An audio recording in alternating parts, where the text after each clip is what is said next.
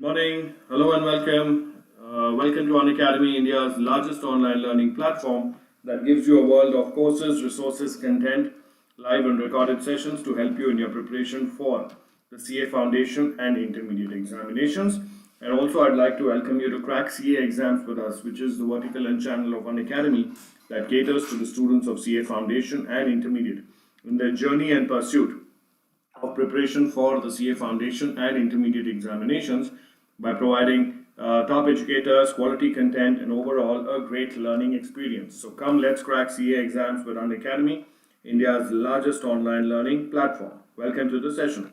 Before we proceed, a brief introduction about the educator today. Hello, I'm Prathik Gupta. I'm a Bachelor of Commerce from Christ College, Bangalore University. I'm an associate member of the Institute of Chartered Accountants of India, an associate member of the Institute of Cost Accountants of India, an associate member of the Institute of Company Secretaries of India, and a law graduate from Karnataka State Law University. I'm currently a practicing chartered accountant and also a visiting faculty for CA students, both online and offline. Prior to starting on my own, I worked with SR Butley Boy and Associates, that is the Indian member firm of Ernst & Young Global in the Audit and Assurance Department. Then I went on to work with Ernst & Young India in the Mergers and Acquisitions Department, and then finally I went on to work with the Manipal Group in Bangalore as the corporate controller of their Indian entity as well as their German subsidiary located in Frankfurt, Germany. It was only after I got back from Frankfurt, Germany that I decided to start something on my own, and that also gave me an opportunity to become an educator, which in turn has given me this opportunity today to take this session for you young, bright and enthusiastic CA aspirants. Thank you for giving me this opportunity, and I hope you find the session useful. Anytime during the session, in case you have any questions, queries, observations or discussions, please feel free to drop in a line and I will be happy to take up the matter for problem solving or for discussion purposes as the case may be as soon as possible. Also, I'd like to draw your attention to my name and my spelling, which is Prathik Gupta. It's Prathikgupta. Why am I stressing on the spelling of my name is because a lot of people miss the H in my name, due to which they are unable to find a multiple number of sessions on the YouTube channel of Unacademy as well as the Unacademy Learning app in the form of special classes.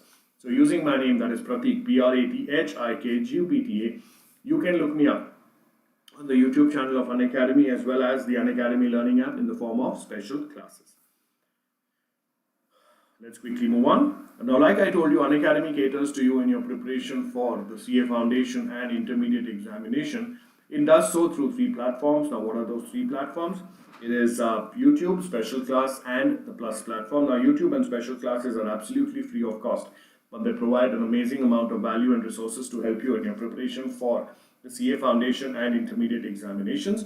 YouTube is what you're watching right now, where you just need to go onto YouTube, type in Prathik Gupta, and you can see all my classes on the YouTube channel of Unacademy. Special classes are classes available on the Unacademy Learning app. They are also absolutely free of cost, but then they provide an amazing amount of resources to help you in your preparation for the CA Foundation and Intermediate examinations. Let's go to the Plus platform. The Plus platform of Unacademy is the premium platform of Unacademy, that is a payment-based subscription model, and which provides various subscription packages for the various examinations, more about which I will tell you in the following slides. In this slide, I will quickly tell you why I recommend and encourage you to become part of the Plus platform of Unacademy as soon as possible. The first reason why I recommend and encourage you to become part of the Plus platform of Unacademy is because of the daily live classes it provides, where you get to chat with your educator, engage in discussions, ask your doubts and answer polls. All this while the class is going on. The second reason why I recommend and encourage you to become part of the Plus platform of Unacademy is because of the live tests and quizzes it conducts on a regular and periodic basis, which help in evaluation of your preparation and also get a detailed analysis of your performance. The third reason why I recommend and encourage you to become part of the Plus platform of Unacademy is because of the structures courses it provides, where all the courses on the Plus platform are structured in line with your exam syllabus to help you best prepare for it. And lastly and most importantly, the reason why I recommend and encourage you to become part of the Plus platform of Unacademy is because of the unlimited access it provides, where one subscription to the Plus platform of Unacademy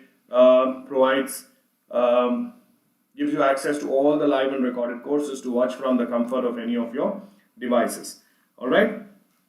Yes. So keeping all these advantages in mind among many others, I strongly recommend and encourage you to become part of the Plus platform of Unacademy as soon as possible in order to accelerate and enhance your preparation for the CA Foundation and intermediate examinations. Moving on. Now, in the previous slide, you heard me say live and recorded sessions, live and recorded classes. So, what are those live and recorded sessions? Those live and recorded sessions are live and recorded plus courses and live and recorded special classes. So, if you're wondering where they are available, they are available on an app known as the Unacademy Learning app. So, for all of you who have downloaded the Unacademy Learning app and are using it, I thank you very much. And I request your support in the future as well. And for those of you who have not yet downloaded the Unacademy Learning app, I request you to go to the Play Store on your mobile phones, download the Unacademy Learning app, install the Unacademy Learning app on your phones, put in your mobile number where you will get an OTP, and using that OTP you can register on the Unacademy Learning app. Now your next question might be, okay, you've downloaded, installed and registered on the Unacademy Learning app, so what's next? So let me tell you that the Unacademy Learning app gives you access to all the live and recorded special classes that Unacademy has to offer to you to help you in your preparation for the CA Foundation and intermediate examinations. And it also gives you access to all the live and recorded plus courses that Unacademy has to offer to you in order to accelerate and enhance your preparation for the CA Foundation and intermediate examinations.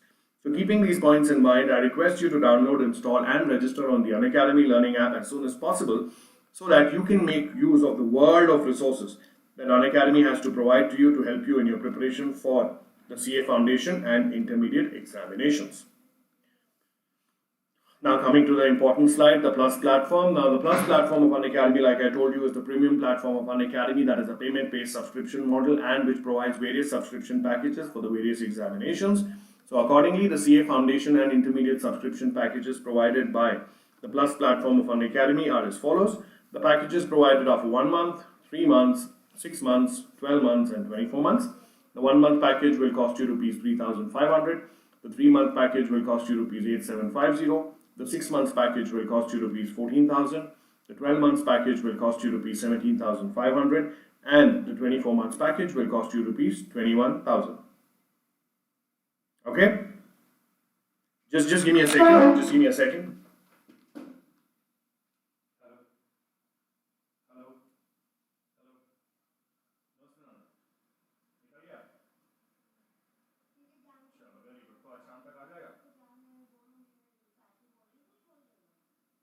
Order आगे फिर छोटे code पे जाके apply करके लेना पड़ेगा।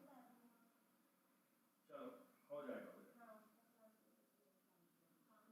चलो congratulation congratulation. हाँ किससे बात कर रही है?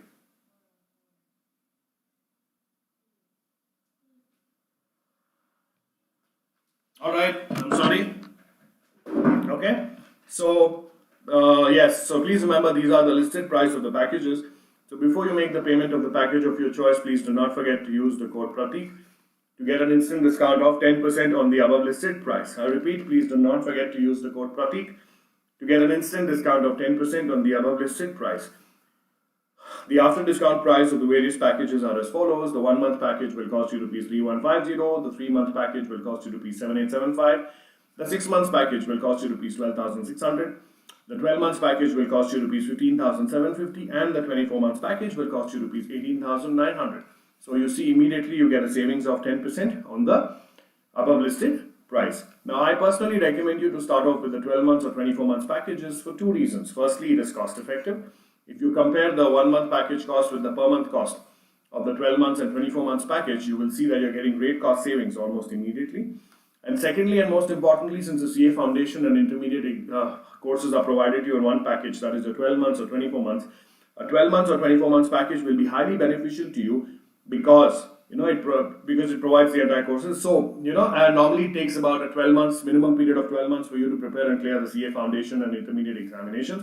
So if you're getting a package that is 12 months or 24 months covering the entire duration of the CA Foundation and the intermediate course at a very cost-effective price, I think that is a very good deal. But having said this, you're free to choose the package of your choice. But before you make the payment, please do not forget to use the code Prathik to get an instant discount of 10% on the above listed price. Now, you can also make use of the no-cost EMI options available for 6 months, 12 months and 24 months packages where just in case you do not wish to make the entire payment in one shot. The payment options are debit card, credit card, and net banking, and also all the coins that you've accumulated by watching the special classes can be redeemed while making the payment for the Plus course. So keeping all these packages, incentive, discount offers in mind, and also the advantages I told you a couple of slides earlier in mind, I strongly recommend and encourage you to become part of the Plus platform of Unacademy as soon as possible in order to accelerate and enhance your preparation for the CA Foundation and intermediate examinations. Okay, now like I told you, the Unacademy Learning app gives you access to all the live and recorded special classes. So here are the snapshots of few of the many special classes that I have conducted on the Unacademy Learning app that you will find useful in your preparation for the CA Foundation and intermediate examinations. There are special classes on revision test paper, Sale of Goods Act, the Indian Contracts Act, the Companies Act, Fundamentals of Accounting, Retirement of Partner, Admission of Partner, Death of Partner, Valuation of Inventories, Revision on Final Accounts on Non-Manufacturing Entities, and Revision on Sale of Goods or Return or Approval Basis, and many more. So all you need to do is log into the Unacademy Learning app, go to my profile, Prathik Gupta, and make use of the hundreds of hours of special classes that are there exclusively for the benefit of CA Foundation and intermediate students.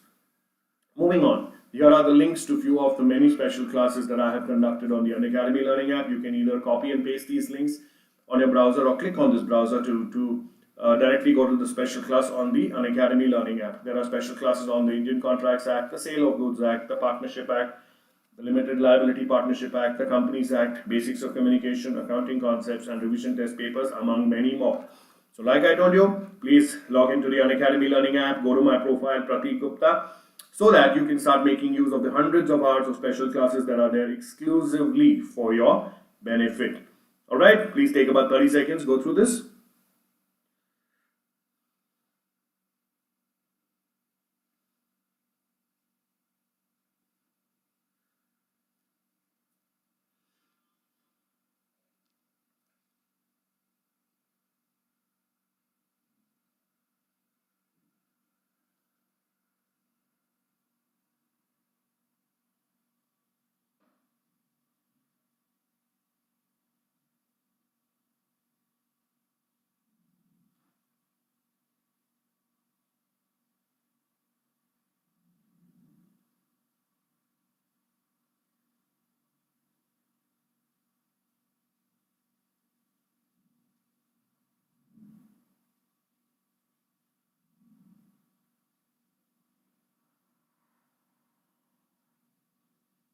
Any questions, please ask.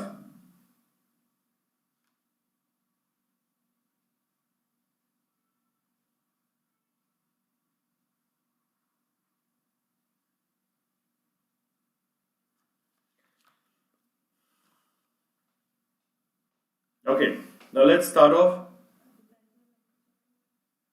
Let's start off with the doctrine of caveat emptor. Okay, now before we get into what is doctrine of caveat emptor, let's just quickly have a discussion on what is caveat emptor. Caveat emptor means let the buyer beware. This is part of the Sale of Goods Act 1930. This doctrine is comprised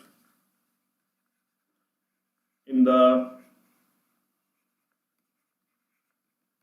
Sale of Goods Act 1930. Okay, now this doctrine means, in other words, it means let the buyer beware. Now let the buyer beware of what?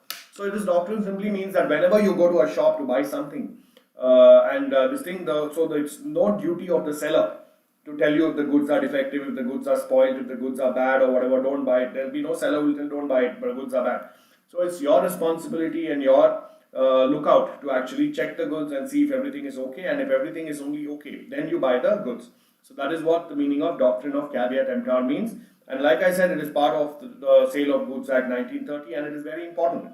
You need to know the meaning of this as well, right? Now, Sale of Goods Act simply means Sale of Goods Act is concerned with the sale of movable goods.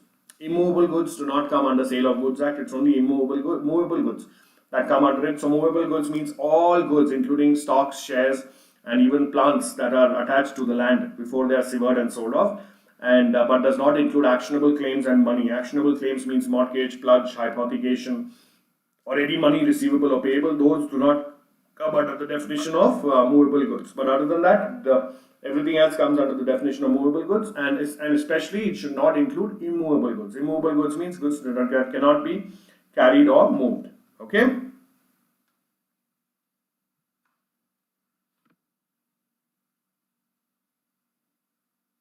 Alright, let's start off. Definition.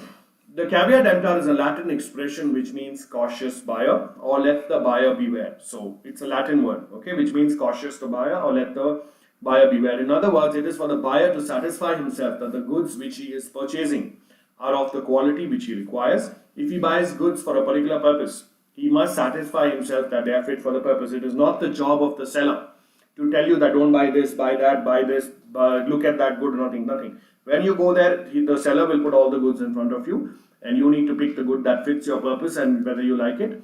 And then later on, you cannot say that the seller cheated me or the seller misinformed me or whatever. No, the seller will just display the goods in front of you and you need to pick it up. And that is what you mean by the concept of caveat emptor or let the buyer beware. Okay, please take a minute, go through this. Any questions, please ask me.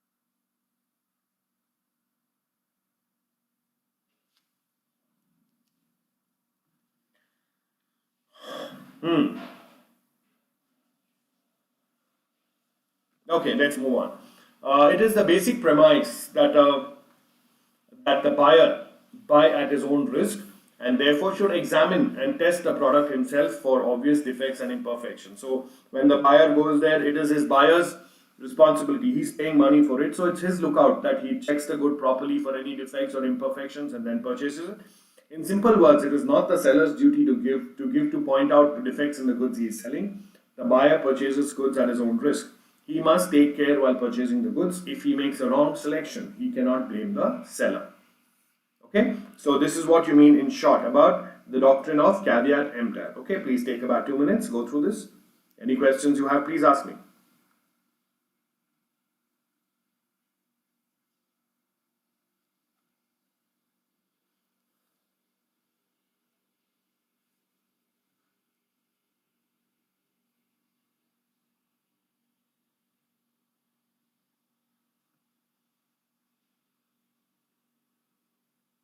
Any questions, please ask.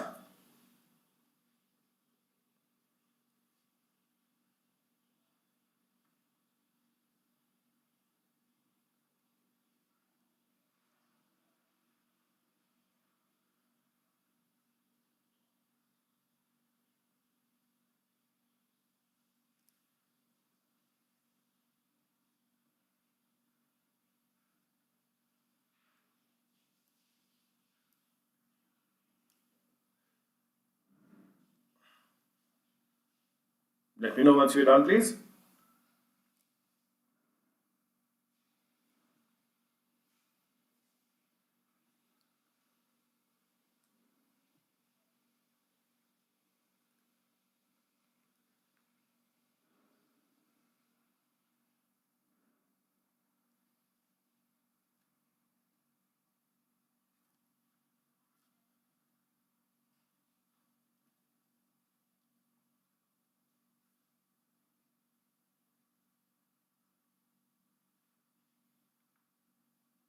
Okay, now, like we discussed, that the buyer needs to be aware of what he's buying. He needs to check it out properly and this thing, and then if he's satisfied with a particular product, then he can buy it.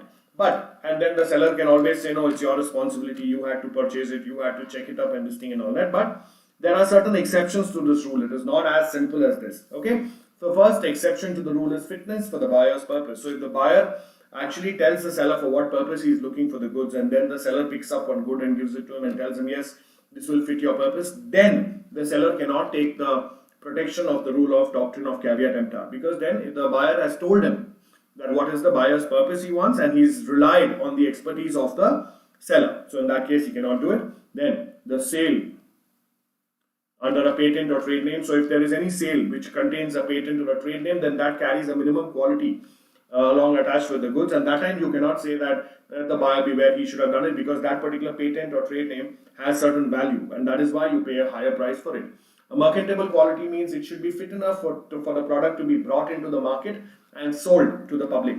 Okay, it should not be a substandard or dirty product, like damaged or dirty, or there's a hole in it or something like that. It should be of decent merchantable quality, and this is the minimum that a customer can ask for. If it is damaged or anything like that, and even if it misses out, then the seller cannot say caveat emptor, you should have checked it. Okay, usage of trade. Again here, the goods should normally be used in trade. For example, if you want to use a football, now then the trade is for a football. So when a person buys a football, if it is not fit for that purpose, okay, even though the buyer would not have told him, but when you purchase a football, you know what football is used for, right? It is for playing. So the seller cannot say no. If you kick it too hard, it will tear. No, that's not the objective. If the seller cannot say that, because the football is meant to be kicked. Okay, then consent by fraud. In case there is a contract for sale of goods but between the buyer and seller, and the consent of either the buyer or the seller is obtained through fraud, then in that case, if the seller obtains the consent of the buyer by fraud, then the seller cannot say that caveat emptor, you should have checked the goods. Why? Because you have taken the consent of the buyer by fraud, and any contract entered into by fraud is absolutely void.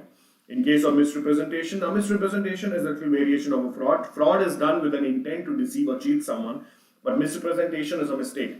So if there is any mistake from on part of the seller, and then the buyer takes it, then the seller cannot take support of the doctrine of caveat emptor, and any contract under a misrepresentation is void. In case of concealment of latent defect, in case the defect of the goods are such that unless it is very closely observed, that is, no one can find out the defect, and this defect only the seller knows. No one else knows about this defect. Then it becomes the seller's duty to tell the buyer about it, and in case he doesn't, then he cannot take support of the doctrine of caveat emptor. As we go on, there will be a case study where the seller of a horse sells a horse to the buyer, but the seller knows that the horse is of unstable mind. It can get violent and other things like that, and when you look at the horse, it looks pretty normal. So how much ever checking the buyer does, those things are not something that the buyer can find out by ordinary diligence.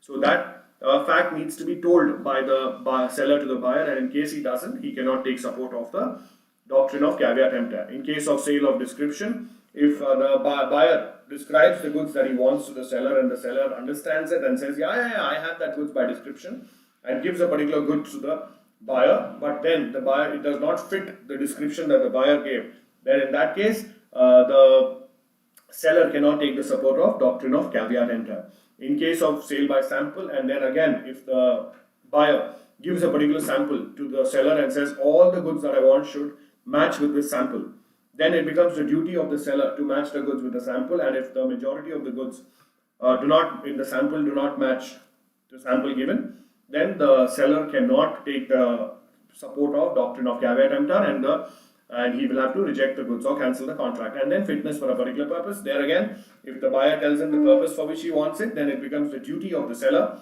to make sure that that goods is for that purpose at all. Okay, please take 2 minutes, go through this. Any questions, please ask me.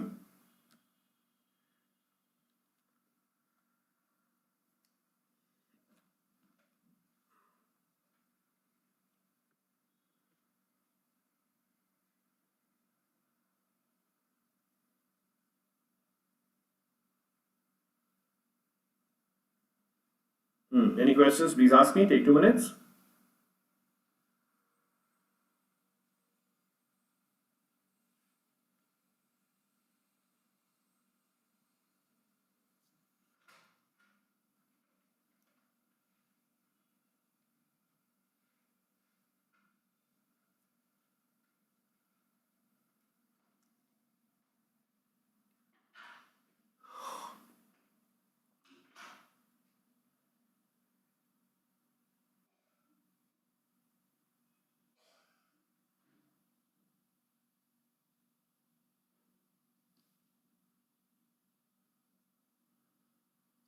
Let me know once you're done, please.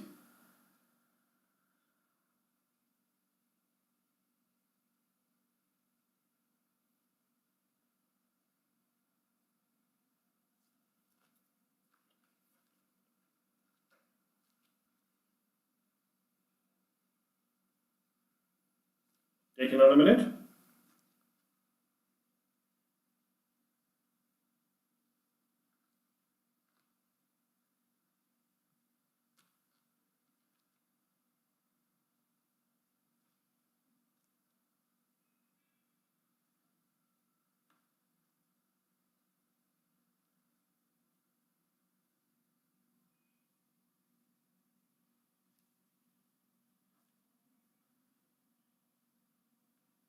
Okay, then now let's look at each of these points in detail. First one is purchase by description. The rule of caveat emptor does not apply in case where goods are bought by description from the seller. So, like I told you, the buyer goes to the seller, he describes the goods to him, what he wants, and the seller understands it and then says, yes, yes, I'll give you the goods matching to that description. But then later on, when the seller delivers the goods, it is not as per the description mentioned by the buyer. So, in that case, the seller cannot take advantage of the doctrine of caveat emptor. Okay, examples. Case of Andrews versus Singer and Co. Limited 1934. A car is sold as a new Singer car. The buyer finds it to be a used one. The buyer may reject the car or retain the car and claim damages. So, in this case, when the buyer was offered by the seller, he told him it's a brand new car. But when the buyer saw it, it was a used car. So, it was not a car that matched the description given by the seller. The buyer may reject the car and retain the car and claim damages. Okay, please take 2 minutes, go through this. Any questions, please ask me.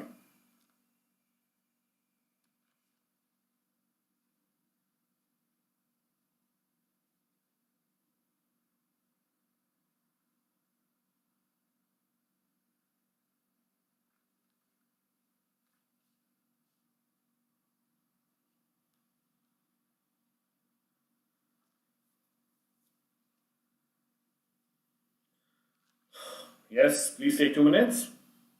We'll go through each point in detail.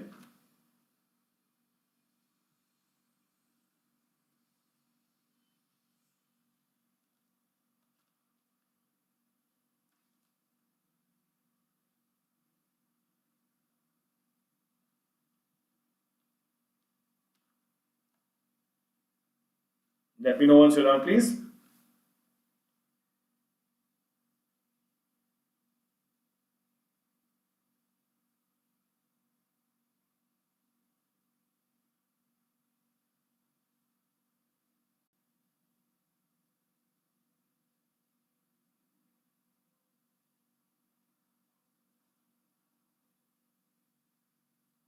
Are we done?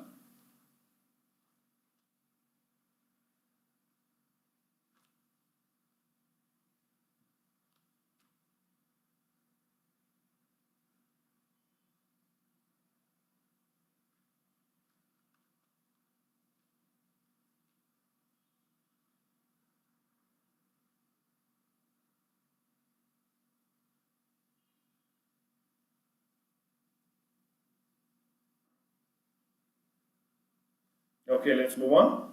Purchase by sample and description. Where goods are bought by samples as well as description and the bulk of the goods do not correspond with the description or samples, the buyer is entitled to reject the goods.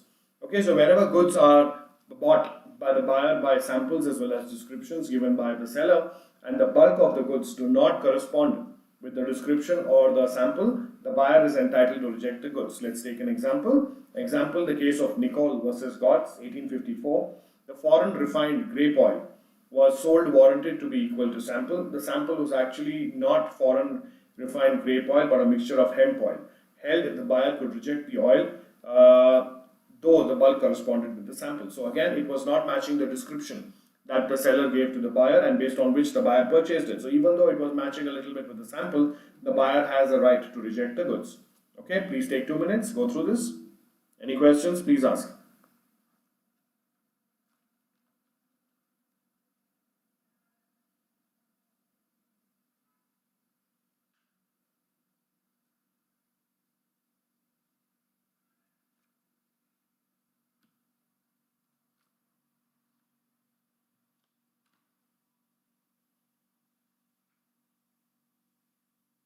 Any questions, please ask me.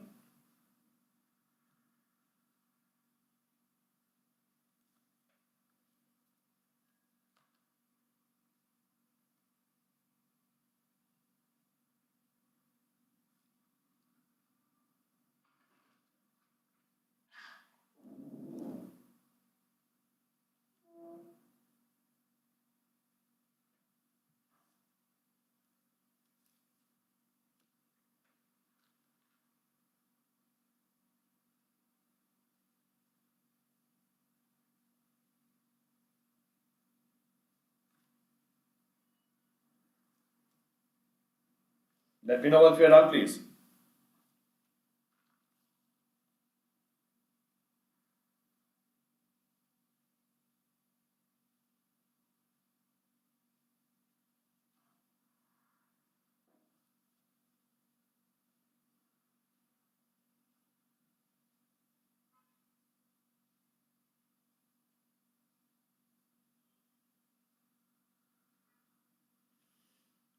Okay, let's move on.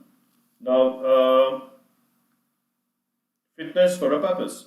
What do you mean by fitness for purpose? When the buyer informs the seller that a particular purpose for which the goods are required and relies upon the seller's skill or judgment, in that case, the seller cannot take support of the doctrine of caveat emptor. So like I told you, if you go to a sports shop and you say, I want a football. Okay, so and if he gives you a football and then once you play with it in the first 5 minutes itself and you kick it, it goes bust. So then when you go to the seller, he cannot say that, no, you cannot hit very hard on this. You need to play it softly, it's a very delicate football. No, that's not valid and you can cancel the contract and ask for a refund of money because you have told him the purpose, right? You told him you want football. You want a football to play football, and football you are going to kick it hard. You're going to wear your football shoes and you're going to kick it hard. And if within 5 minutes it's going to get damaged, then that's not the way products are going to be. So here again, the buyer cannot take the support of the doctrine of the caveat emptor. Alright? Yeah. Please take a minute, go through this. Just a second. I am in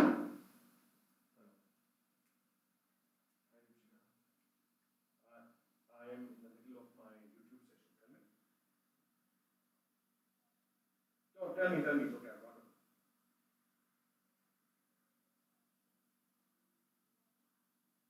I'll call you back. I'll just finish the session, I'll call you.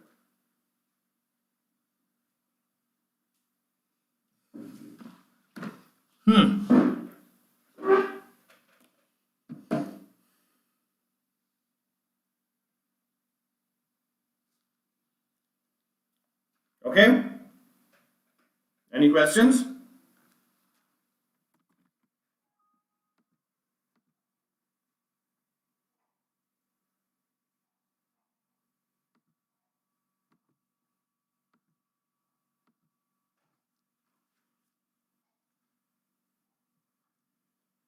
Okay, let's move on. Now let's talk about mercantile quality.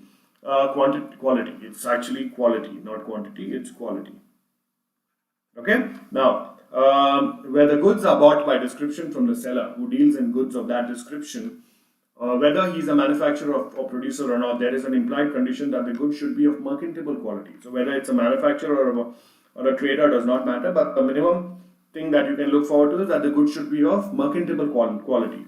Examples, A bought black yarn from D and found it to be damaged by white ants. So it's not a mercantile quality, right? The condition has to be mercantile quality. Similarly, like the example I gave you, in case you're buying shoes, if the shoes have a hole below, or they are dirty, or if the sole is coming off, they are not mercantile quality. Mercantile quality means fit enough to be brought to the market and sold. So whatever goods are being sold in the market, they should be of mercantile quality. Alright? Please take 2 minutes, go through this. Any questions, please ask me.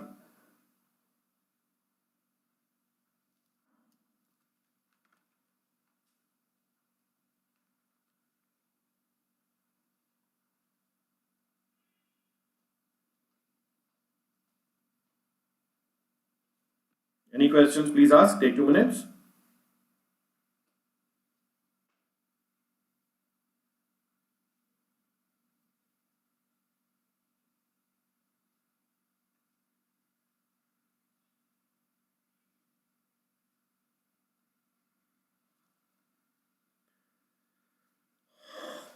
Take another minute, please.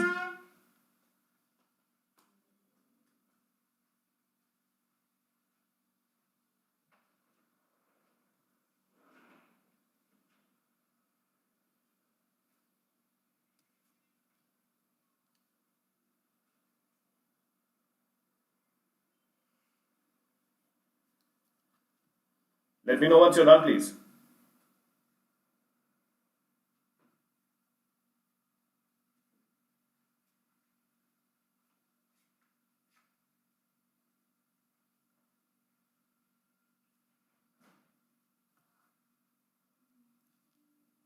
Take another minute, please.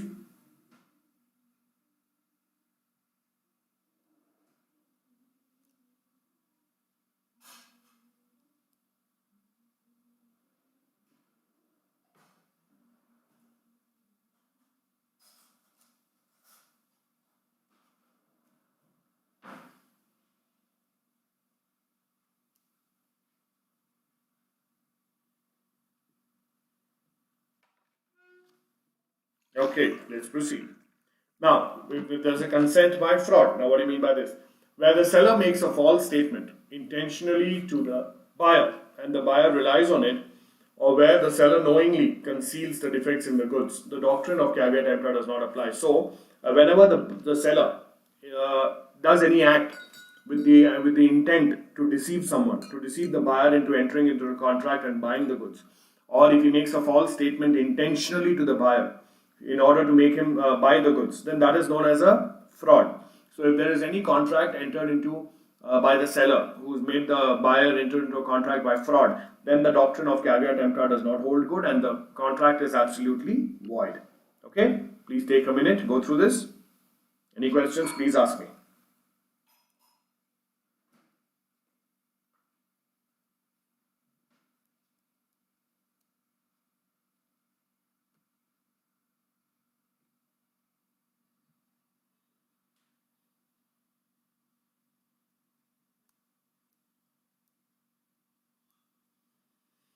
Please take a minute. Any questions, please ask me.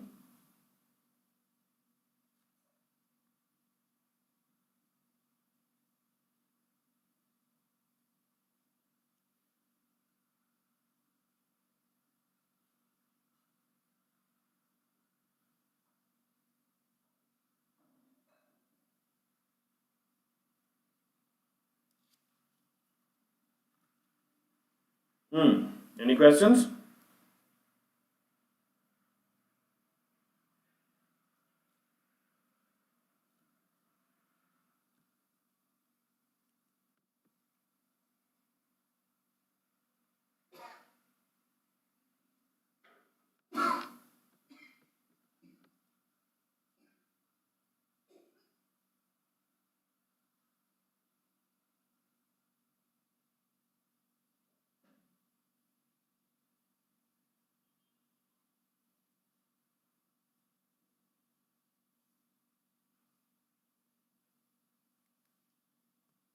Let me know once you're done, please.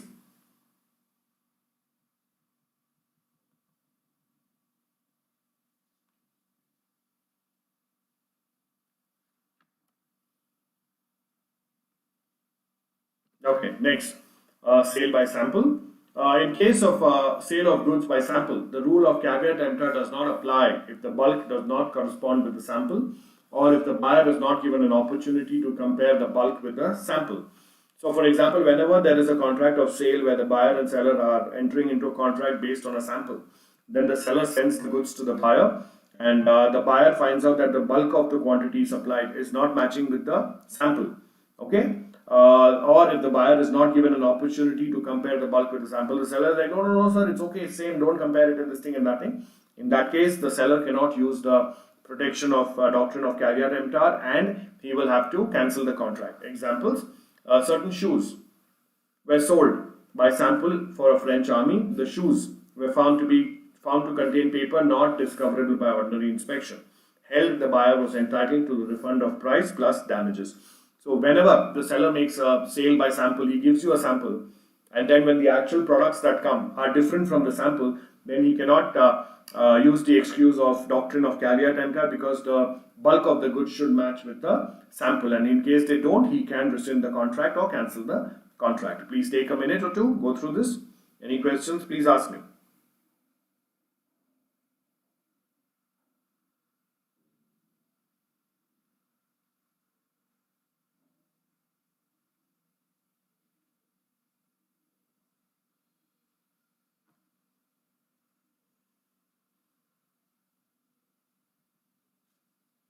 Any questions, please ask.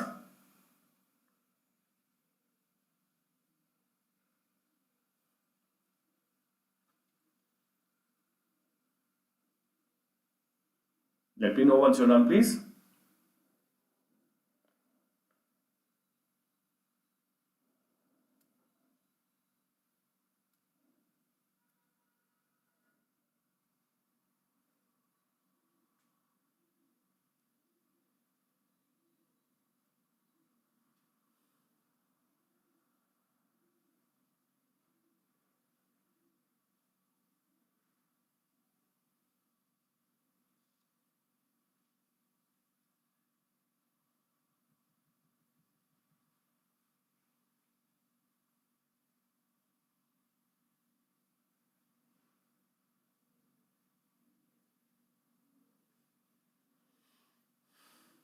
Okay, are we done? Take about a minute more.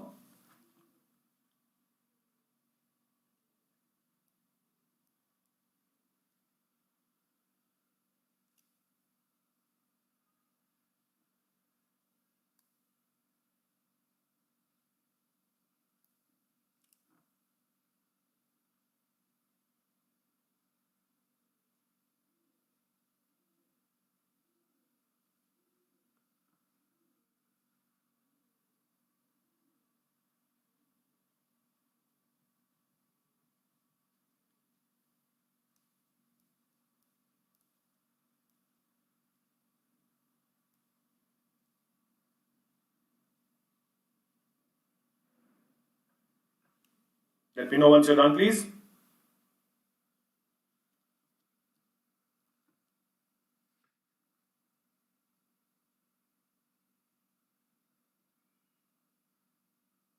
Okay, now let's look at conditions as to title. The general rule that is only the owner of the goods can transfer a good title. No one can give a better title than he himself has. So, under the Sale of Goods Act 1930, there is a rule that if I don't have a good title to the goods, I cannot pass it on to a third person. The good title. Okay, it has to be a bad title to goods. Like examples: A finds a ring of B and sells it to a third person who purchases it for value and good faith. The true owner B can recover it from that person for having no title could pass, none the better. So, in case someone steals a ring and sells it to someone else, then if let's say A steals a ring from B and sells it to C, then C cannot have a good title on the goods because A himself did not have a good title on the goods. A stole it, so how can he have a good title? So, in that case, a person who does not have a good title himself cannot pass on a good title to someone else. There are exceptions to this rule as well, which we will talk about further. Alright, now in the meantime, take a minute, go through this. Any questions, please ask me.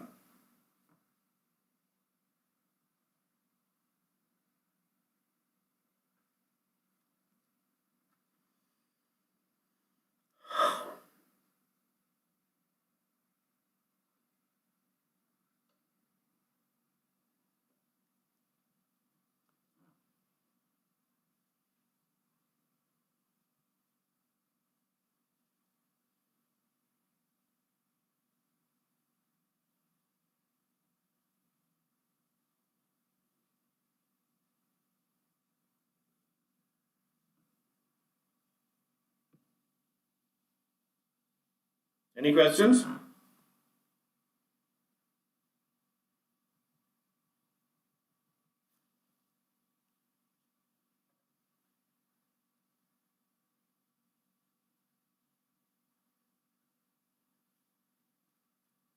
Please take another minute.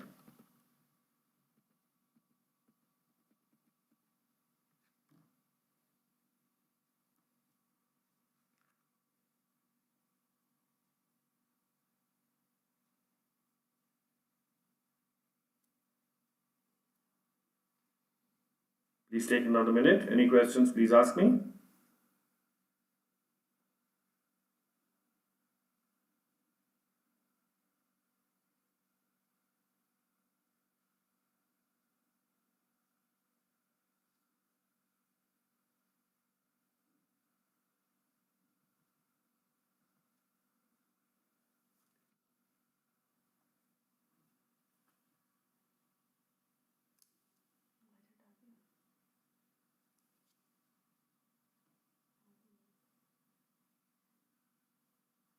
Okay, are we done?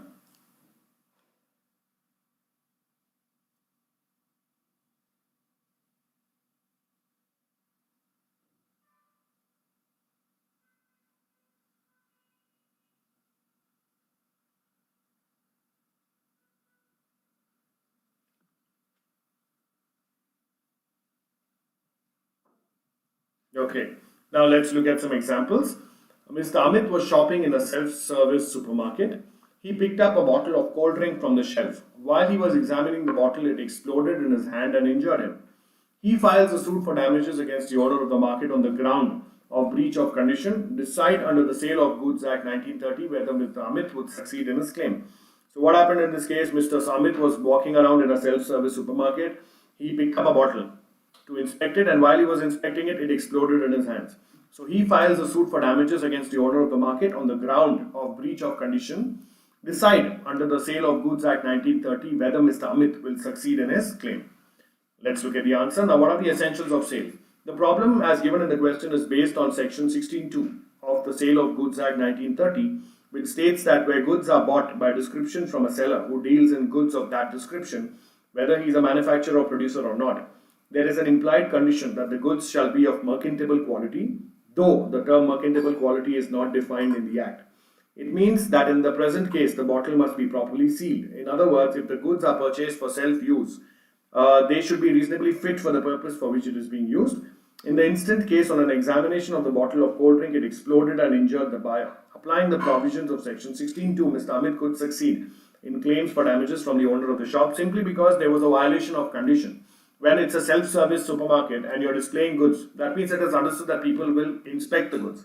And if those are goods that are dangerous or could be exploded or could injure the person, then in that case, you need to mention it there that please be aware that these goods could explode and things like that. Because there was no warning mentioned there and there was no dangerous nature told to the buyer, the seller will be liable to the damage caused to the buyer. So Mr. Amit will succeed in his claim. Please take a minute, go through this.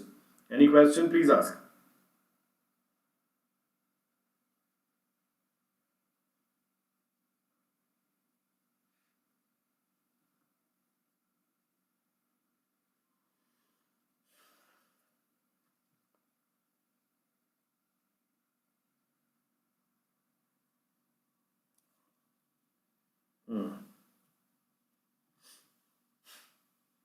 Please take a couple of minutes. Any questions, please ask me.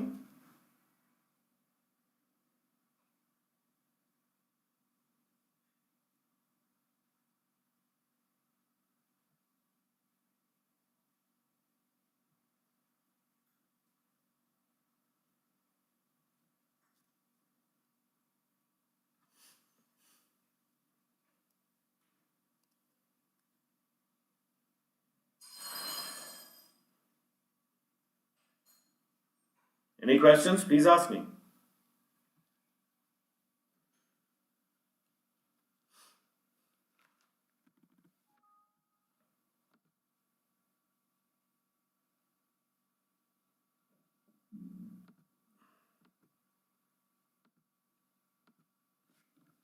Let me know once we're done, please.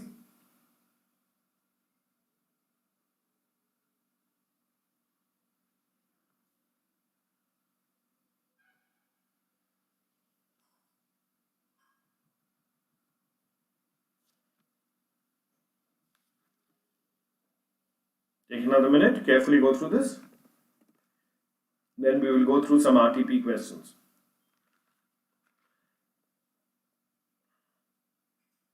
Okay, let's move on.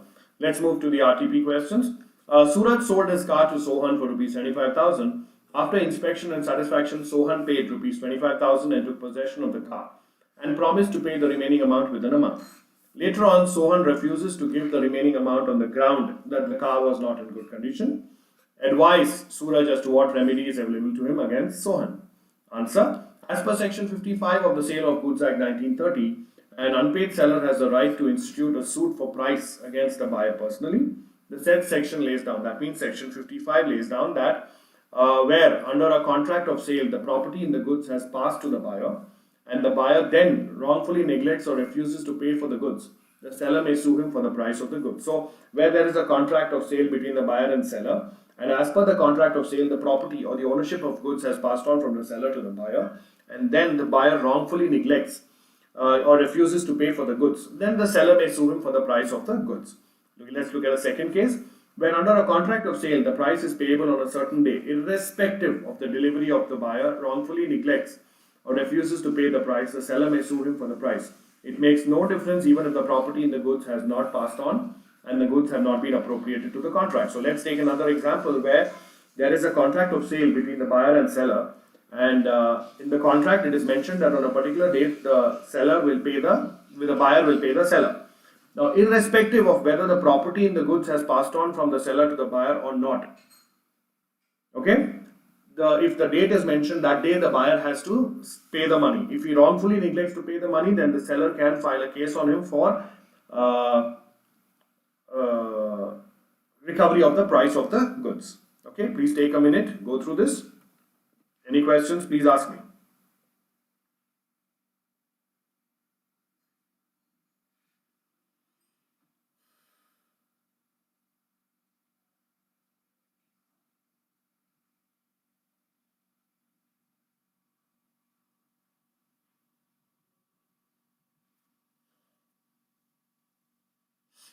Please take a couple of minutes. Any questions, please ask me.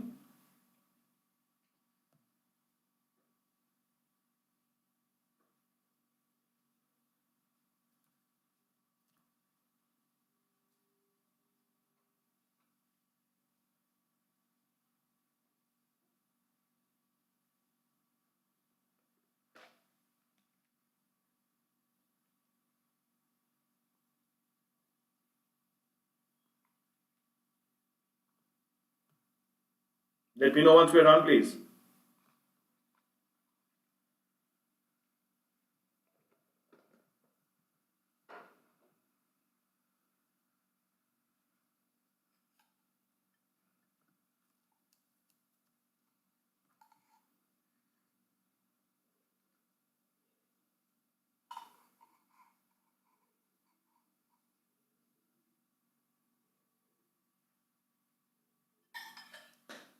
Any questions? Okay, let's move on. This problem is based on the above provisions, hence Suraj will succeed against Sohan for recovery of the remaining amount. Apart from this, Suraj is also entitled to interest on the remaining amount, interest during pendency of the suit, and cost of the proceedings. Interest means the remaining 50,000 rupees, he can claim interest on it. However long the case goes on in the court, for that period also he will get interest along with the cost of the proceedings. So whatever is the cost of proceedings that Suraj has incurred, the legal proceedings, he can claim that from Suraj as well. Please take 30 seconds, go through this, and then we proceed. We'll go on to the next question. Alright, any questions you have, please ask me.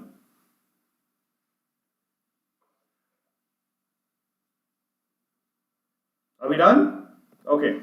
Let's look at another RTP question. RTPs are revision test papers issued by the Institute of Chartered Accountants of India, which are being used here for educational and discussion purposes only. Okay. Now, for the purpose of making uniform for the employees, Mr. Yadav bought dark blue colored cloth from Vivek, but did not disclose to the seller the purpose of the said purchase. When uniforms were prepared and used by the employees, the cloth was found unfit. However, there was evidence that the cloth was fit for caps, boots and carriage lining. Advise Mr. Yadav whether he is entitled to have any remedy under the Sale of Goods Act 1930. At the outset, let's remember Mr. Yadav bought the goods because he wanted to make uniforms. But he did not inform this to the person selling the cloth that he wanted to make uniforms out of it. Later on, it was when uniforms were made, it was found unfit. And there was evidence that the cloth was fit for caps, boots and carriage. So at the outset of it, because the buyer did not tell the seller the purpose for which he is buying those goods, the seller cannot be held responsible for the same. Okay, we will read the answer later. Second question. Ram sells 20 bales of cloth to Sham and sends 100 bales by lorry. Okay, and by lorry and 100 bales by railway. Sham receives delivery of 100 bales sent by lorry. Just give me a second.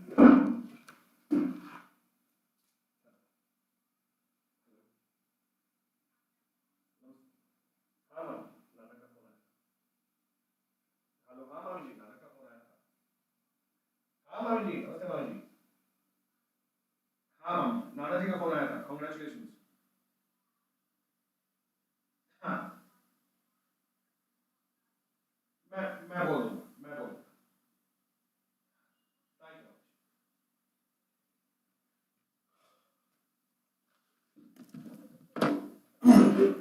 Okay, so let's go on to the question. Ram sells 200 bales of cloth to Sham and sends 100 bales by lorry and 100 bales by railway. Sham receives delivery of 100 bales sent by lorry, but before he receives the delivery of the bales sent by railway, he becomes bankrupt. Ram, being still unpaid, stops the good in transit. The official receiver on Sham's insolvency claims the goods.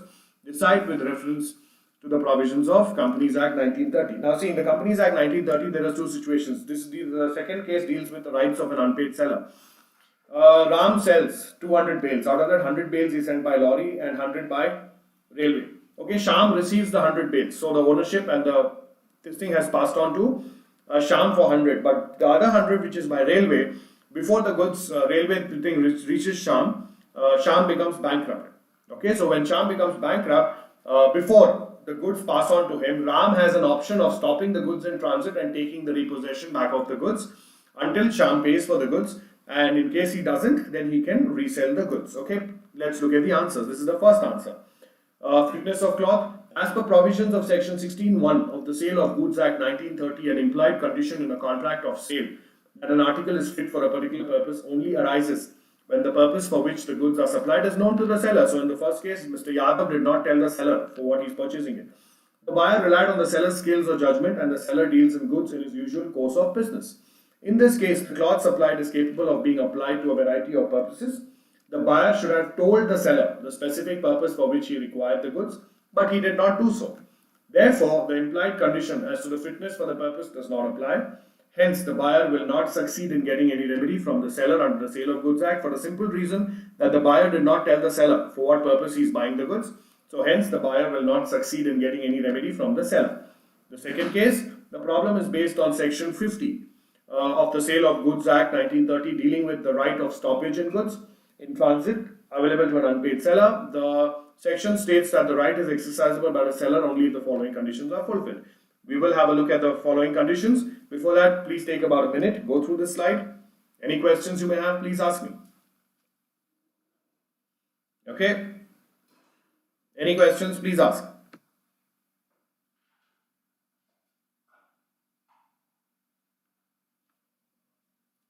Please take a couple of minutes.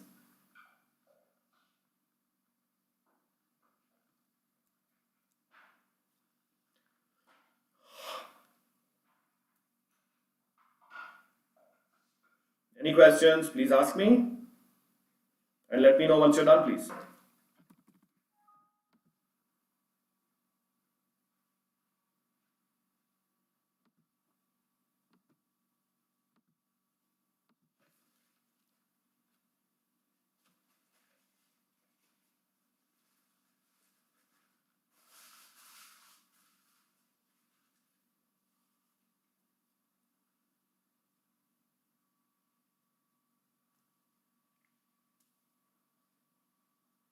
Let me know once you're done, please. Take another minute.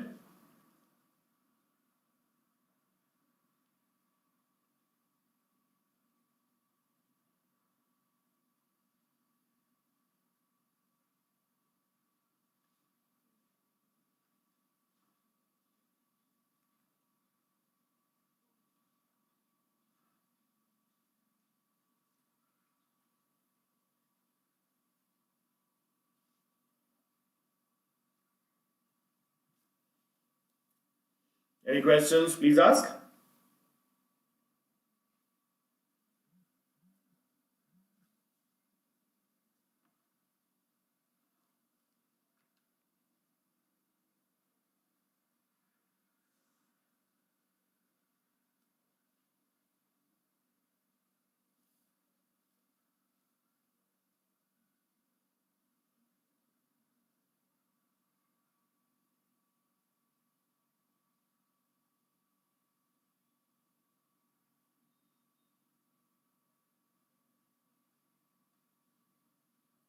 Are we done?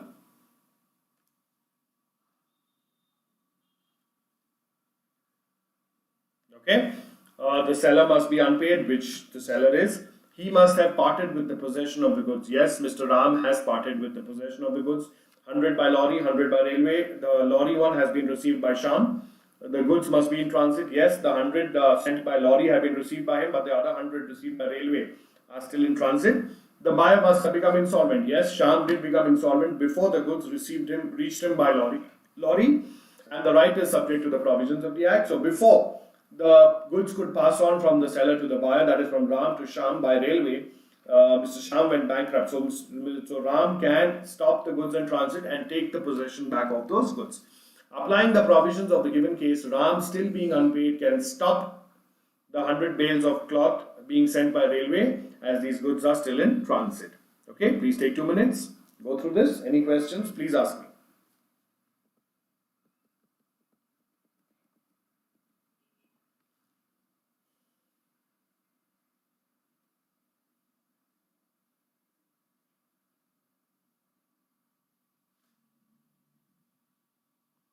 Any questions? Please ask me.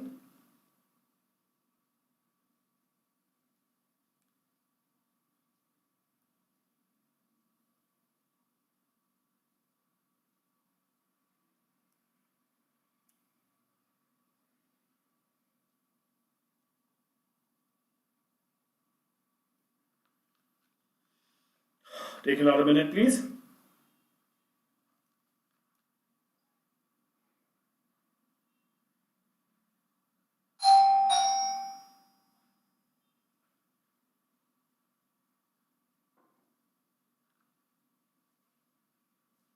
Okay, let's move on to the next question. Ram consults Shyam, a motor car dealer, for a car suitable for touring purposes to promote the sale of his product. Shyam suggests Maruti and Ram accordingly buys it for Shyam. Okay, buys it from Shyam. The car turns out to be unfit for touring purpose. What remedy Ram is having now under the Sale of Goods Act 1930? Referring to the provisions of the Sale of Goods Act 1930, state the rules provided to regulate the sale by auction. Okay, let's look at the answer. Condition and warranty. A stipulation is a condition. A stipulation is a stipulation in a contract of sale with reference. A stipulation in a contract of sale with reference to goods which are subject thereof, or maybe condition of warranty. A condition is a stipulation. A condition is a stipulation means a condition is a prerequisite essential to the main purpose of the contract, the breach of which may give rise to treat the contract as repudiated. So basically, a condition is such an important prerequisite, or it is also part of the main purpose of the contract, that any breach of a condition may give rise to treat the contract as cancelled or repudiated. Whereas on the other hand, a warranty is a stipulation, collateral, supplementary to the main purpose of the contract, the breach of which gives rise to a claim for damages, but not a right to reject the goods and treat the contract as repudiated. Okay, so basically when you see between a condition and a warranty, a condition is superior because it is essential to the main purpose of the contract, and the breach of a condition gives rise to treating the contract as cancelled, whereas a warranty is a stipulation, collateral or additional to the main purpose of the contract, the breach of which cannot be treated as a breach of contract, but you can certainly claim damages for it. Okay? And the second part of the question is refer the provisions of the Sale of Goods Act, state the rules regarding to sale by auction. Please take a couple of minutes, go through this. Any questions? Please ask.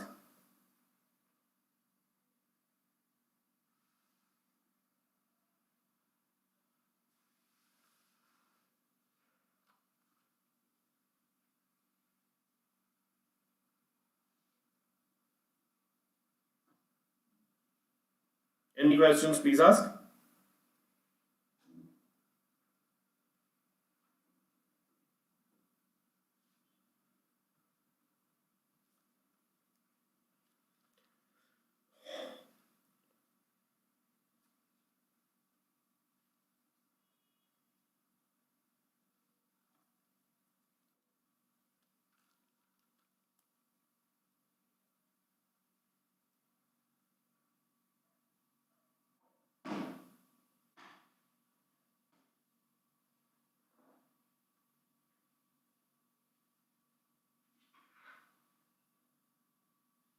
Let me know once you're done, please.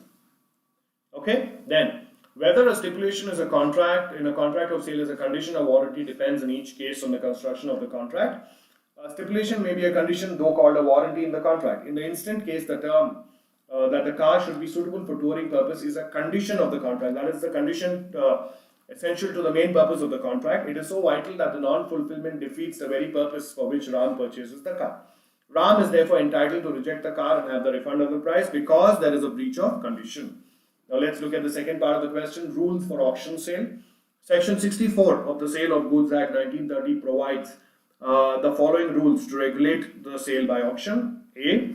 Where goods are sold in lots. Where goods are put up for sale in lots, each lot is prima facie deemed to be a subject matter of a separate contract of sale. So if there are, let's say, 20 items and each of them are divided into lots of 4 each, so there are 5 lots, right? So each lot, when it is sold, it will be a separate contract of sale. You cannot say the last lot was sold for 10 rupees, so even this lot has to be for 10 rupees. No, each lot will be a separate contract of sale. Completion of the contract of sale. The sale is complete when the auctioneer announces its completion by the fall of the hammer or in any other customary manner, and until such announcement is made, any bidder may retract from his bid.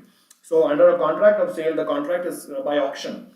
The contract is complete when the auctioneer completes by the fall of hammer or in any other customary manner, and until such announcement is made, any bidder may retract from his bid. So until the fall of hammer is done, any bidder can retract from his bid.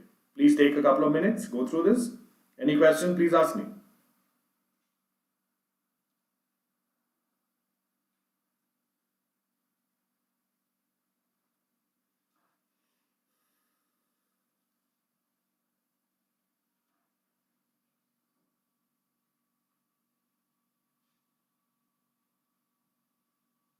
Any questions, please ask me.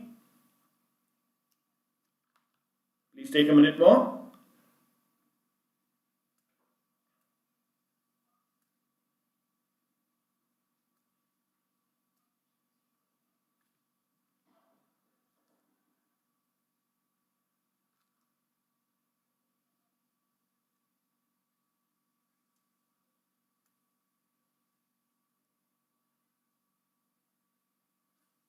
Okay, and then the right to bid may be reserved. The right to bid may be reserved expressly on or behalf of the seller, and where such right is expressly reserved but not otherwise, the seller or any one person on his behalf may bid at the auction. So whoever is the seller, even he may reserve a right to bid. So he may appoint someone who will bid on behalf of the seller, and he may also be there in the auction and may bid on behalf of the seller.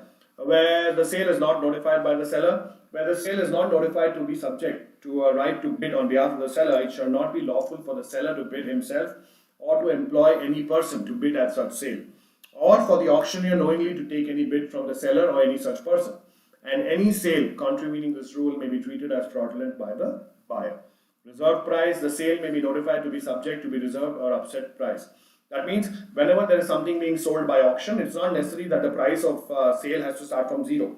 There can be a reserve price. That means the minimum price that needs to be paid for that. If you might have seen it in the IPL auction, right? So a player, based on his performance in the last IPL season, in the next IPL season when he's put in the auction, there is a base price. So anyone who wants to purchase it, minimum first has to bid that price and then go over it. Pretended bidding. If the seller makes use of pretended bidding to raise the price, the sale is voidable at the option of the buyer. So pretended bidding means some people who are pretending or assuming to be buyers simply keep bidding to raise the price. And if it comes to the notice of the auctioneer or any other officials that this is happening, then the sale is voidable at the option of the buyer. Okay, please take a couple of minutes, go through this. Any question, please ask me.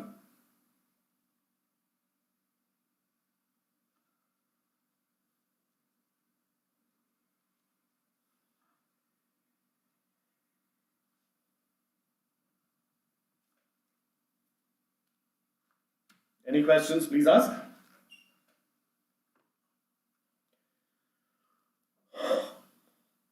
Let me know once you're done, please.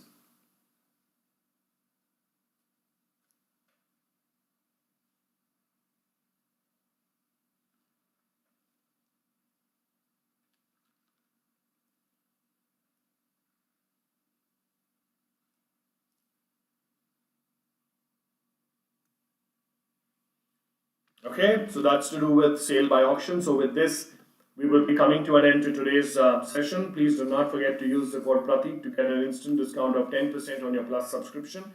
Thank you so much for being a wonderful audience.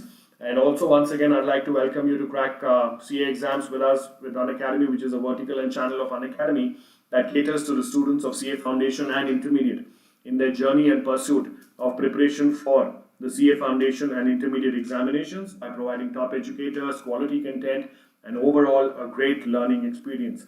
Alright, so I look forward to seeing you on the Plus platform very soon. Thank you so much. Have a great day ahead, and I will see you again with some more interesting topics and sessions. Thank you so much. Have a great day. And yeah, please do not